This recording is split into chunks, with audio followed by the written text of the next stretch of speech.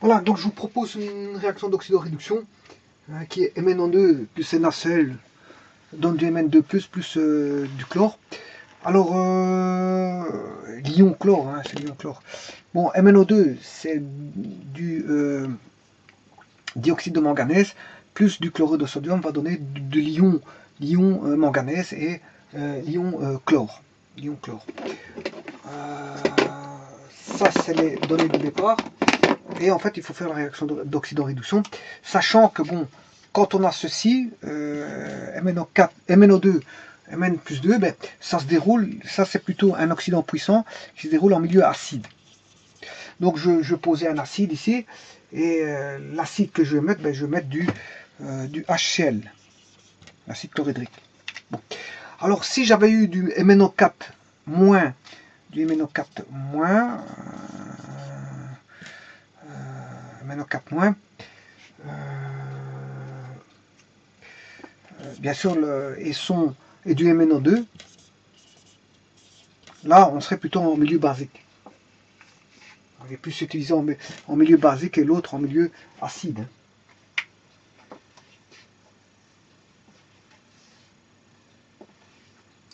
Voilà, bon, ceci dit, ce n'est pas très important pour l'équation de voilà, redox ici.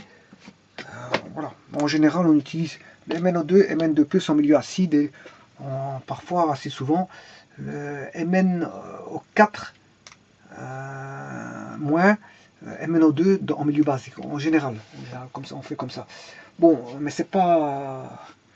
voilà, on va dire, en tout cas, ce sont des puissants oxydants. Ils sont situés dans la table des oxydations. Enfin, moi j'ai une table qui donne des potentiels d'oxydoréduction négatifs pour le fluor. Hein. Bon, ouais, c'est un petit peu spécial. J'ai des oxydants négatifs, c'est parce que c'était fait avec un potentiel, je dirais, inversé. Le potentiel est inversé, mais sinon, généralement, on met le fluor en potentiel positif. Hein, voilà, et puis les oxydants descendent de potentiel plus grand positif vers des négatifs. Mais ici, c'est tout le contraire. On part des négatifs les plus grands en valeur absolue vers les positifs les plus grands en valeur absolue. Bon, c'est une table inversée, mais c'est pas un problème. Alors, c'est un problème pour les étudiants parce qu'en fait, quand on a un étage d'oxydation qui est haut, par exemple plus 7, là, il est oxydant. Et si j'ai plus 2, là, il est réducteur. Mais le problème, c'est que moi, avec les tables là, bon, j'aurai un potentiel négatif. Voilà, j'aurai un E0 négatif. Voilà, et pour celui-ci, il sera aussi négatif. C'est étrange. Hein. C'est étrange. Donc, certains ont remis dans les tables un potentiel inversé pour ne pas créer une zizanie avec l'étage d'oxydation qui est positif et le potentiel qui serait négatif. On a remis un potentiel positif, on a tout inversé dans les tables. Dans les tables, maintenant, on retrouve du positif. Hein. Voilà. Du positif pour les plus oxydants et pour les plus réducteurs du négatif. Voilà. Alors que moi, j'ai une table inversée. Bon, c'est comme ça, c'est comme ça. La table a été faite avec un potentiel, je dirais, inversé. Potentiel électrique inversé. Bon, ceci étant dit, ben on va faire ceci. Donc l'étage d'oxydation du Mn, il est à l'étage plus 4. Parce que moins 2, l'oxygène est à l'étage plus 2. Moins 2 fois 2, ça qui fait moins 4. Donc plus 4 moins 4 fait bien 0, puisqu'il est neutre ici. C'est une molécule qui est neutre. Alors le NaCl, mais il va donner du Na+, Cl-. Na+, Cl-. Ouais, ici, donc, je me suis trompé. Hein. Si je regarde les tables d'oxydoréduction, je vais regarder par rapport à ça. Vous ne verrez rien, hein, vous ne verrez rien. Donc, c'est pas la peine que je vous le montre parce que vous ne verrez rien. Par contre, je vais aller le chercher. Ça donne, il y a 2 Cl-, Cl2 gazeux plus 2 électrons à moins 1,36. Potentiel redox, et du 2 Cl-, Cl2 aqueux plus 2 électrons à moins 1,40, et c'est celui-là. Donc en fait, c'est 2 Cl- que j'écrirai par après, me donne du Cl2. Donc ici, on comprend qu'on a du Cl2. Voilà.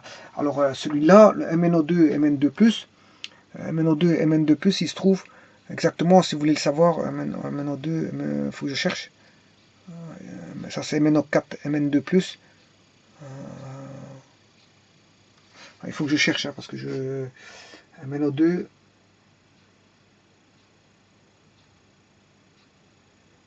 Mn2+, il est ici.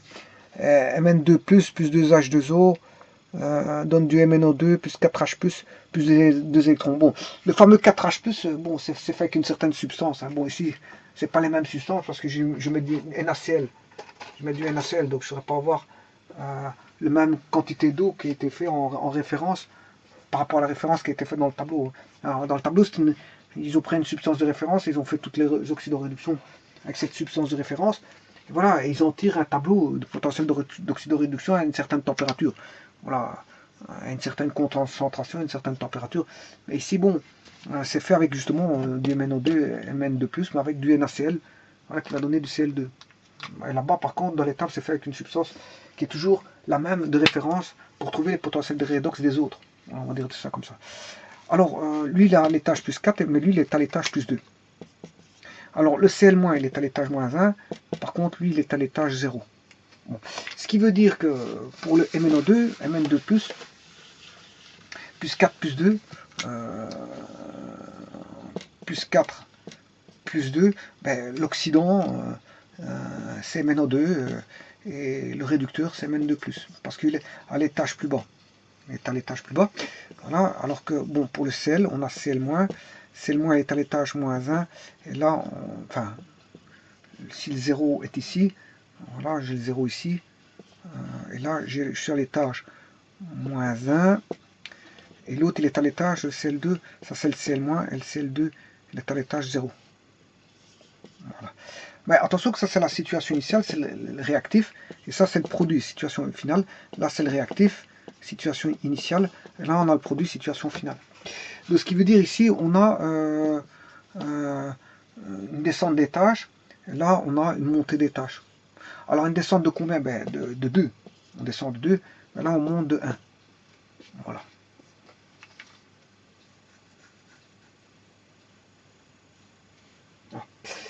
Alors, on va écrire ces équations.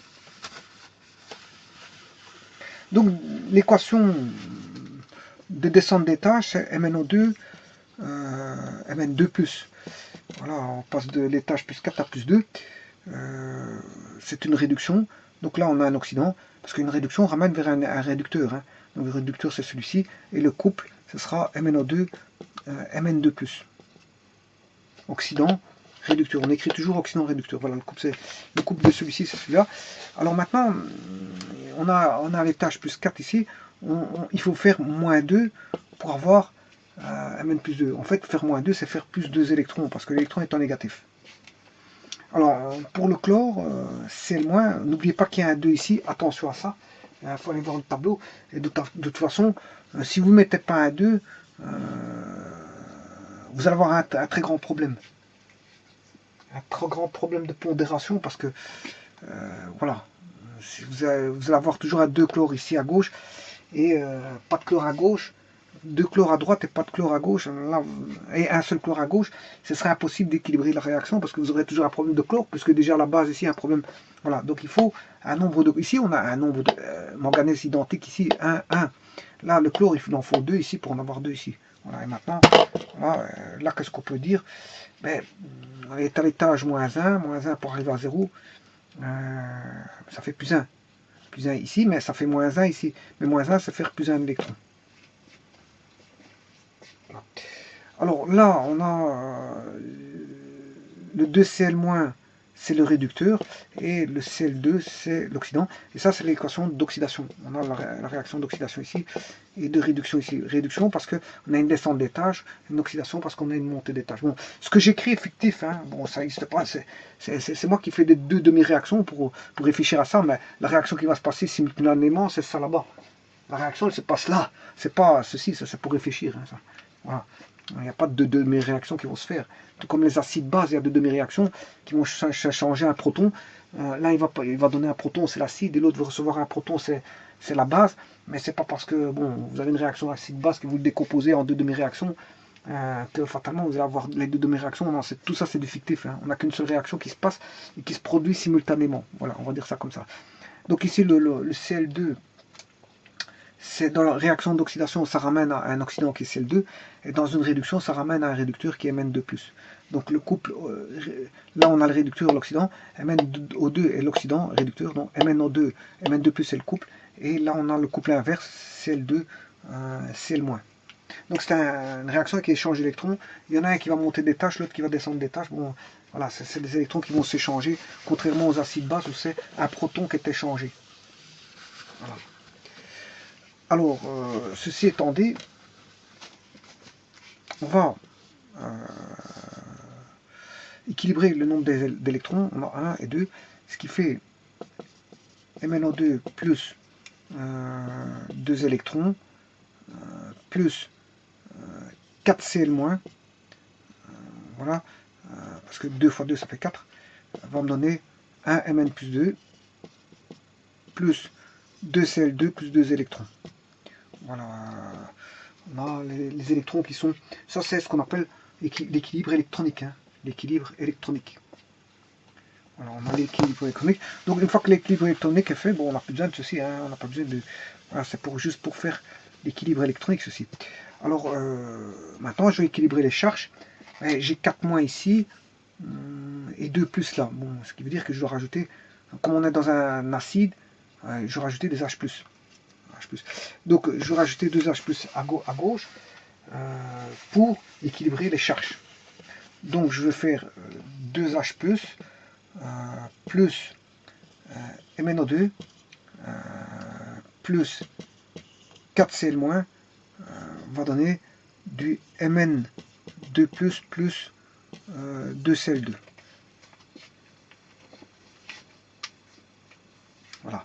Et donc j'ai bien 2+ ici, 4-, 2+ et 4-, ce qui fait 2+, et j'ai bien 2+ à gauche et 2+ à droite, donc j'ai un équilibre des charges. Ça c'est ce qu'on appelle l'équilibre des charges.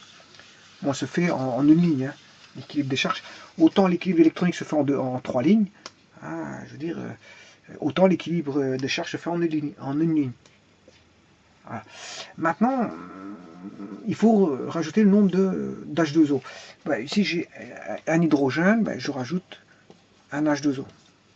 Voilà, c'est la molécule d'eau, parce que j'ai 2 hydrogènes, hein, donc j'ai bien 2 hydrogènes. On a bien toujours un manganèse, 4 chlore, bon, l'oxygène j'en ai 2. L'équilibre de l'oxygène il va venir par après. Il va venir par après. Bon, on va y aller mollo avec ça.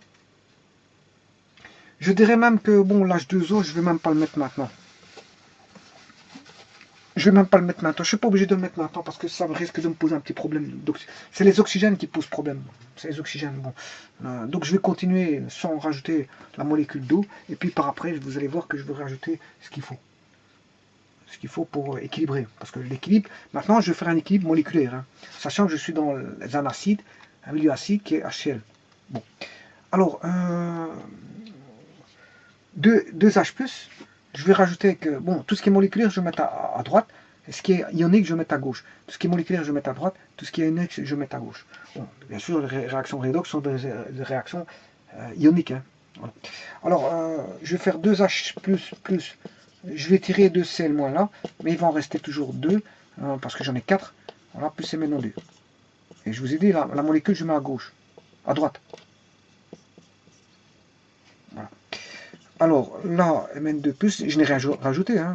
Donc je n'ai rien à rajouter, ni à gauche ni à droite, je n'ai fait que décomposer 4 mois. De telle manière à avoir 2 HCl. Comme ça, bon, j'ai déjà une molécule qui est formée, j'en ai 2 maintenant, 2 HCl, plus MnO2, et il reste 2 HCl plus 2 Cl-. Alors, ça c'est la troisième pondération. Je recherche la pondération pour avoir une équation moléculaire, hein, et plus ionique. Alors, ici, Mn2+, plus 2Cl2. Bon, s'il est moléculaire, il ne reste plus qu'à faire 2Cl-, Mn2+, et ramener le nombre d'oxygène, bien sûr, à droite, parce que je n'ai pas rajouté les H2O que je devais faire tout à l'heure. Bon, alors,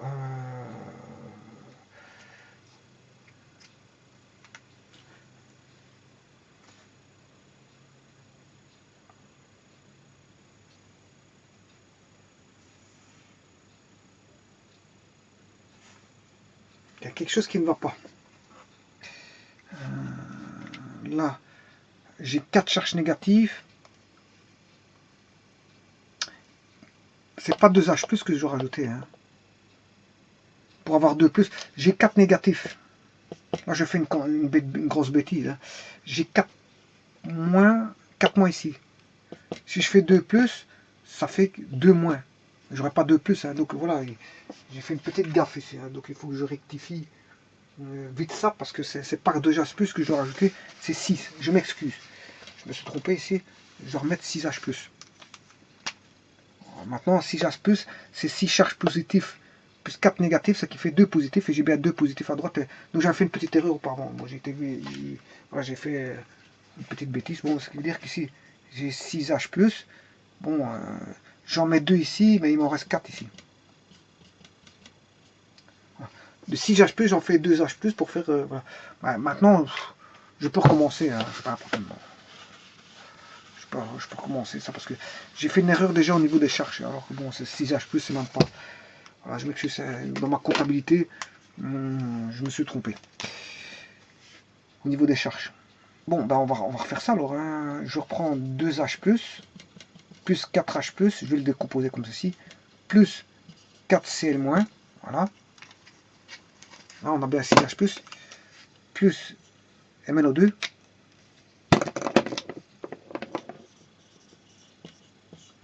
Va donner du Mn2 plus 2Cl2. Voilà. Ce qui veut dire que j'ai 2H plus 4HCl plus MnO2. Voilà. Cette fois-ci, je suis bon. Hein. Bon, je suis bon ici. Maintenant, il faut les 2H+. J'ai du plus ici et du plus là. Bon, il faudrait ramener du moins. Au travers de HCl, ramener du Cl-. Donc 2H+, plus 2Cl-, mais ça veut dire que de l'autre côté, j'aurai 2Cl-, plus Mn2+, plus 2Cl2, voilà, plus 4HCl, plus MnO2. Avant, j'entourais, même, je n'aime pas cette technique d'entourer, parce que si j'en oublie d'entourer un, je préfère mettre toutes les molécules à droite à chaque fois. Une fois que elle est mise sous forme de moléculaire, je mets à droite du membre. Parce qu'avant, j'entourais, je vous disais, j'entourais, et voilà, je ne les écrivais plus parce qu'elles se répétaient. Oui, ça se répète, hein, MnO2, MnO2, MnO2. Mais ici, je vais quand même les répéter. Mais bon. Bon, et ça donne 2HCl, plus 2HCl plus 4HCl, ça fait 6HCl. Hein. Là, j'ai 6HCl. 6HCl plus MnO2 me donne du MnCl2 plus 2Cl2.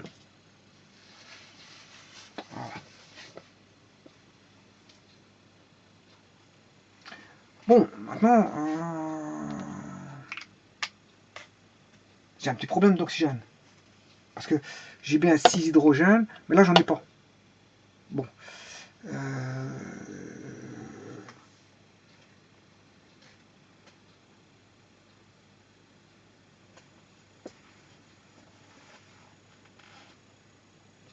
Je vais mettre de l'H2O pour amener des hydrogènes et de l'oxygène.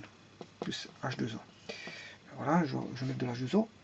Alors, si je mets de l'H2O, j'ai bien 6 hydrogènes, j'ai 2 oxygènes. Donc, je vais mettre x2. Là, je consomme 4 hydrogènes. Il m'en reste 2, mais je mets de l'H2. Et là, maintenant, cette fois-ci, j'ai tout. Hein. Tout est équilibré, là. Parce que j'ai bien 6 hydrogènes. 4 et 2, ça fait bien 6 hydrogènes. J'ai un chlore, 6 chlore. 6 chlore. Là, j'ai 2 fois 2 chlore, ça fait 4 chlore. Plus 2, ça fait 6 chlore. J'ai bien mis 6 chlore. J'ai un Mn. Oui, les chlores, c'est équilibré. Et les oxygènes, j'en ai 2. Et j'en ai bien 2 ici. Donc, voilà, la réaction est équilibrée. Au niveau moléculaire, elle est équilibrée. Voilà, donc c'est en milieu acide. Hein. Donc c'est du MnO2 plus NaCl en milieu acide. Ben, ça va donner du 6HCl plus MnO2 va donner du MnCl2 plus 2Cl2 plus 2H2O plus H2. Donc on a un dégagement d'hydrogène si vous voulez. Voilà, je vous remercie.